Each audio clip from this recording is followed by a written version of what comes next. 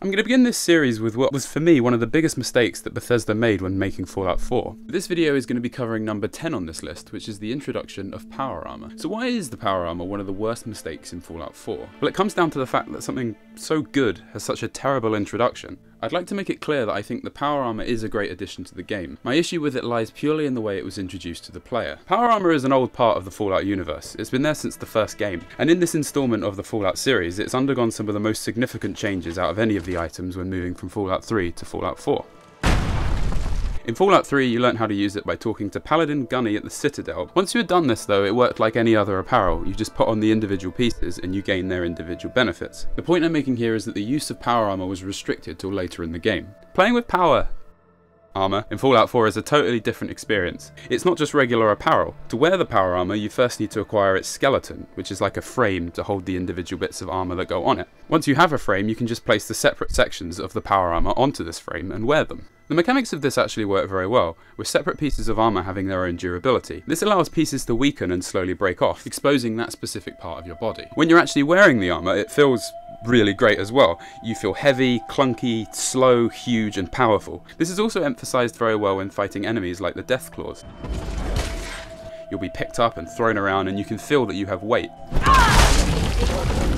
When you're wearing power armor, you have different dials on your screen, which are actually slightly harder to read, which adds to the clunkiness of using this armor. Because of these differences, I wouldn't want to wear this armor for long periods. It makes it an interesting trade-off between power and ease of play.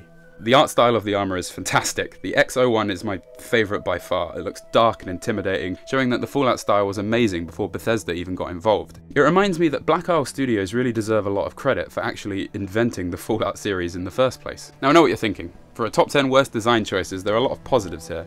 The point I'm trying to make here is that power armor is a huge part of Fallout 4, and its introduction should have been implemented better. So here we go.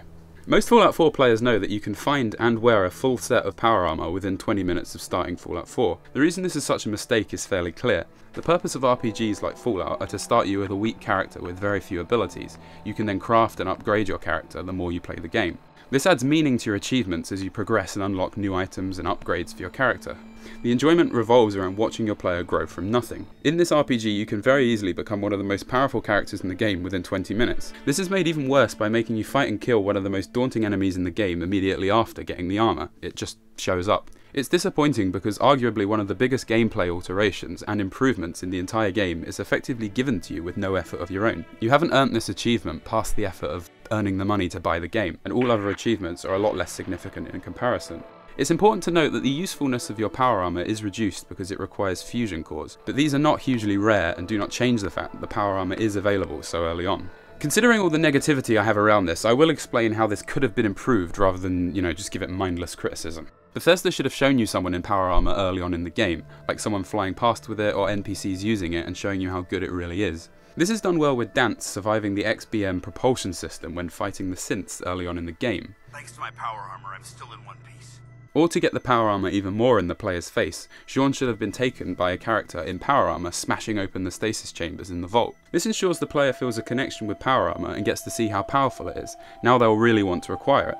Secondly, the power armor could have been given to the player in stages or increments that build towards you being able to use it. Each time you find a new suit of power armor somewhere in the wasteland, it should be so broken that you cannot enter it because the skeleton holding the armor is not working. You can still salvage the pieces attached, like the helmet and the legs, but the skeleton itself is too damaged to work. The player should then be able to salvage working pieces from each skeleton they find. The player would then need to find a full set of working skeleton pieces, which they would then join together to make a full working skeleton that could be used to hold power armor. This way you are continuously working towards getting a full set of power armor. It would add anticipation for the player and a longing to acquire this final suit of armor, which requires time and effort to achieve. I believe the power armor was made available early on in a conscious effort by Bethesda. Given the huge hype around the game, they wanted to make the opening as appealing and action-packed as possible. Within 10 minutes the initial story is finished and you are quickly exploring the wasteland, and I understand why they made this choice. I still massively disagree though. Sacrificing your vision to appease your audience is a terrible way to create art. you end up with something that is only half yours and missing its identity. The rest of the game isn't built the same way as the opening of Fallout 4 either. There is a lot of slow exploration, towns to spend hours wandering around in, and locations with not much in them but story content. You can tell the beginning of the game with the introduction of power armor and a boss battle was a separate design decision from the rest of the game, and as a result it is quite jarring and really phased me in my first few hours of play. Overall, power armor is an excellent addition to the game with a huge amount of customization. Its introduction should have been paced better, with the power armor requiring time and effort to unlock to make it a much more significant reward for the player, but it is still a great change of pace within the game. Thank you for watching. If you enjoyed the video and would like to see the next part, please consider subscribing to make sure you see it. In episode 2 we're going to be looking at the changes that have been made to the special system. Thanks again for watching.